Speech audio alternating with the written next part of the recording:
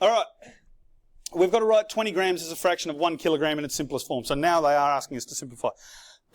So the first thing I want you to notice is that the question's saying what, Butch?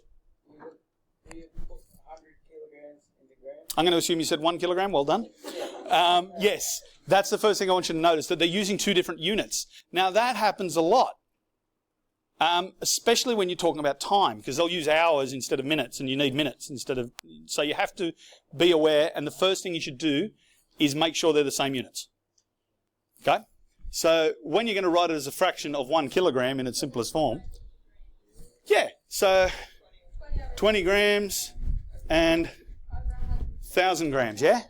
Kilo. Okay. I wish a kilo was 100 grams.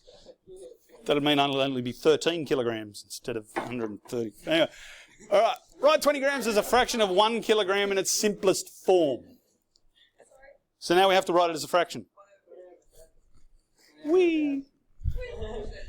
20 grams over 1,000. Yep. Yes. The calculator will do it for you, but once again, the process is more important than the answer. 500 over 250. 500 over 200. What? Divide it by 20. Yes, you could divide by 20 and get 1 over what? 50. What you did was you divided by what? 4? And yes, that would work. And you'd get 5 over 250. Then you can then divide that by 5 as well. Okay. Now, you'll notice I've written 20 grams over 1,000 grams. Do I need that? No. Nah, they're the same unit now, so I can ditch them because it just wants it as a fraction. It doesn't want it as anything else. So that is equal to, so you're going to divide by 20 on both, so you get 1 over 50. That is a fraction in its simplest form. You don't need to put the units. Well, not in this particular case because it said write it as a fraction and they are the same unit. If they're not the same unit, do you guys know what they're called if they're not the same unit? Different. Awesome. Okay. We got two different things. We got...